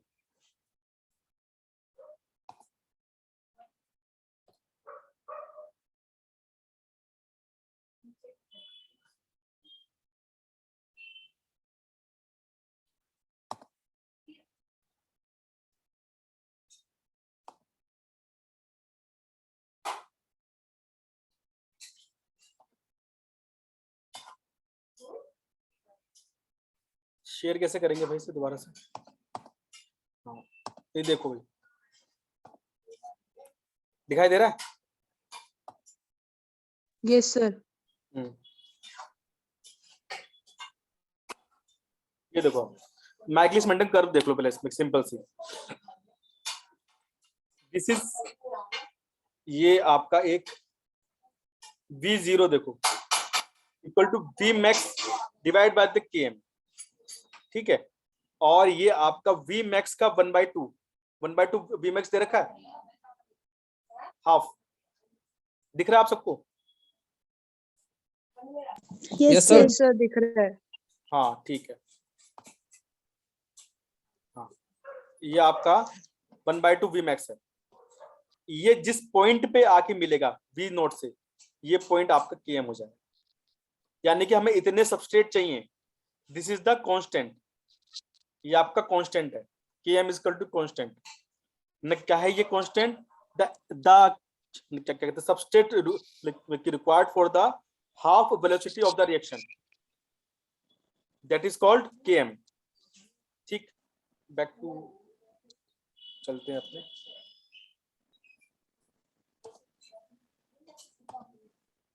ये है विजिबल है सबको? Yes sir. ठीक है ठीक है। Yes, sir.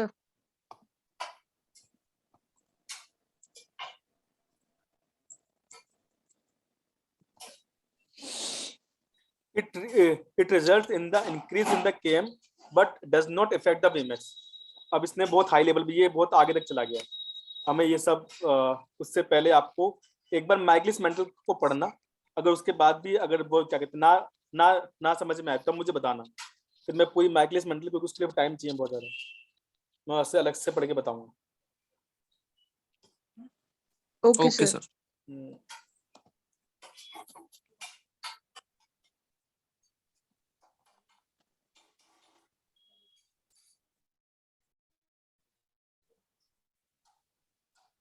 उन्होंने कुछ ना गड़बड़ कर दी इसके साथ, बुक में कुछ चेंजेस कर दिए और बुक में फिर इसने, ये अब इसने इसको खा गया है। यहाँ पे एक KDT है किसी के पास?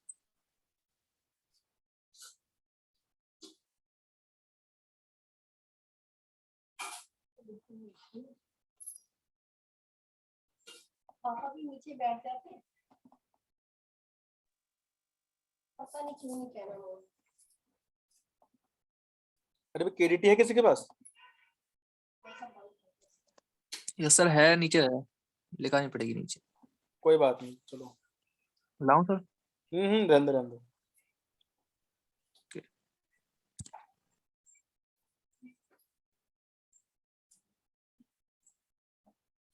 कोई नहीं, आप इसको देखिए, सिंपल सी चीज देखिए।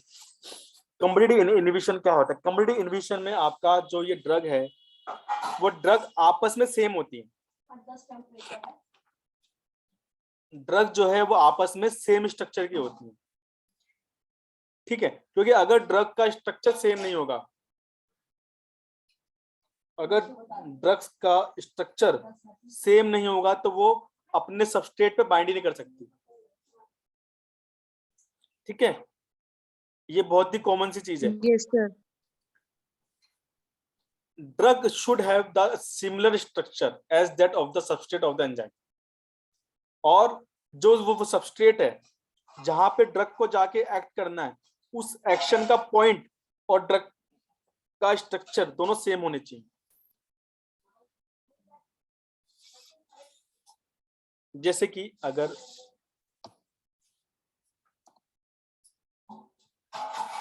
मानो कि ये आपका एक सबस्ट्रेट है और ये आपकी ड्रग है, तो ये साइट और ये साइट सेम होनी चाहिए, तभी तो ये आगे जाके बाइंड हो सकता है इस पे।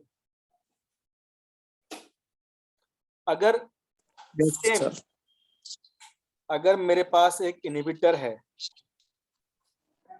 अब ये इनहिबिटर है, अब इसको देखो कि इसका जो ये इनिशियल पार्ट है और ये पार्ट है, they are both same. Am I clear? अब जब वो उससे जाके बाइंड करेगा तो उनकी सबसे पहले तो एक साइट जो है वो बिल्कुल सेम होनी चाहिए। The type of inhibition is mostly surmountable, that is inhibition can be overcome by the increasing the dose of the substrate.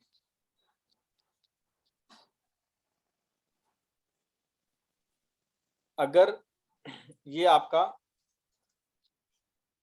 Enzyme है तो ये आपका सबस्ट्रेट है, अगर मैं इसकी अमाउंट बढ़ा दूं,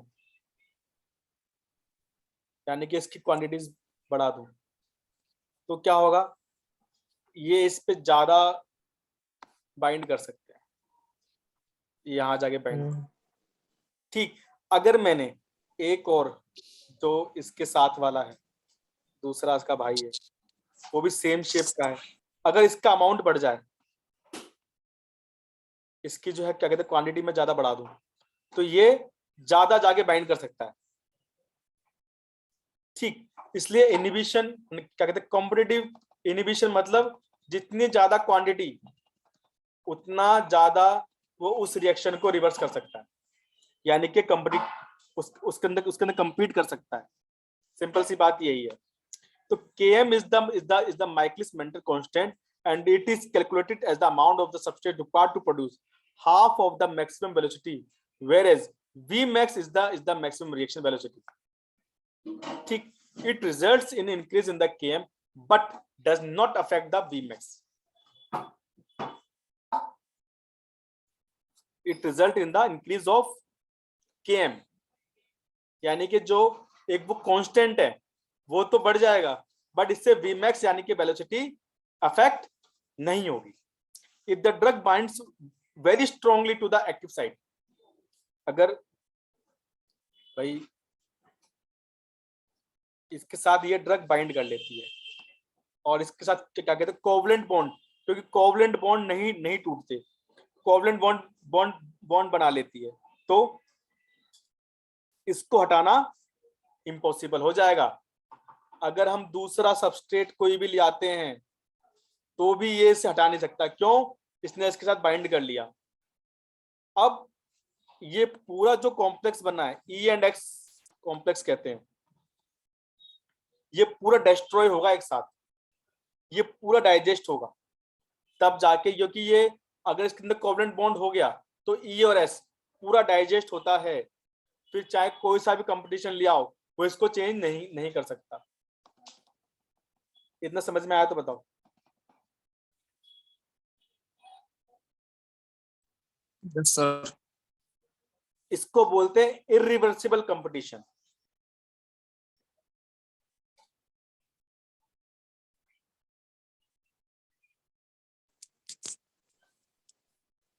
इस टाइप के इनहिबिशन में Km rises and Vmax decreases.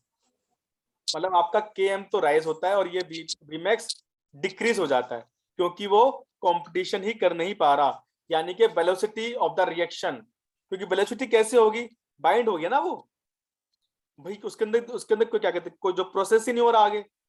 अगर आपका ये इसके साथ बाइंड हो चुका है, अब दूसरा कोई आगे बाइंड ही नहीं हो पा रहा, तो वेलोसिटी होगी कुछ भी, वेलोसिटी डिक्रीज ही तो होगी।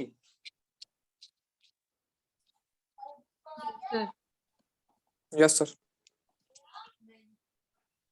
फोन कर दो, किसने मंगाया, सुबह तो आ गया ना, बोल देना फिर। ठीक है, इतना है समझ में भाई। और इसमें सबस्ट्रेट Yes, sir, आ गया। बढ़ जाएंगे, क्योंकि सबस्ट्रेट इसलिए बढ़ जाएंगे क्योंकि ये आपके इसके साथ ऑलरेडी बाइंड हो गया। ठीक है, अब ये जो सबस्ट्रेट है वो तो एंगेज हो चुका है, तो इसके लिए दूसरा सबस्ट्रेट आएगा, आपका सेकंड सबस्ट्रेट आएगा, यानी कि Km आपका बढ़ेगा। भाई देखो, न्यूक्लियस का सिंपल सा फंडा होता है, न्यूक्लियस में अगर आपका कोई भी एंजाइम, कोई भी सबस्ट्रेट अगर एंगेज हो गया, तो न्यूक्लियस क्या करेगा, डीएनए को ऑर्डर, डीएनए के पास एक जो है मैसेज आता है कि भाई आपका सबस्ट्रेट खत्म हो गया, तो डीएनए क्या करेगा, अपने पास से क्या कहते हैं प्रोटीन बनाएगा, डीएनए एक आपका जो है प्रोटीन बनाएगा, प्रोटीन फिर जाके एक नए नए सबस्ट्रेट बनाना स्टार्ट करेगा, तो Km विल राइज ऑटोमेटिकली। ये बहुत ही आपका क्या कहते हैं सिंपल सा फिनोमेना है, इस वजह से Km आपका बढ़ता ही बढ़ता है। किसी भी सबस्ट्रेट को अगर वो एंगेज हो गया तो वो फिर डिस्ट्रॉय होगा, और डिस्ट्रॉय होगा तो मतलब हम उसको काउंट ही नहीं करेंगे, काउंट नहीं करेंगे तो आपका डीएनए ऑर्डर देगा ही देगा और आपका Km राइज होगा ही होगा, और Vmax यानी कि कोई भी नई साइड बाइंड नहीं हो रही तो आपका Vmax डिक्रीज होगा ही होगा। अब इसका एग्जांपल इन्होंने दे दिया, organophosphates are irreversible competitive inhibitor, क्योंकि ऑर्गेनोफॉस्फेट क्या करते हैं, कोवलेंट बॉन्ड बना लेते हैं। यहां तक समझ में आया भाई? Yes sir.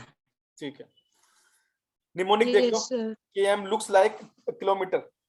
In the competition, one need to run more kilometer. तो Km increases.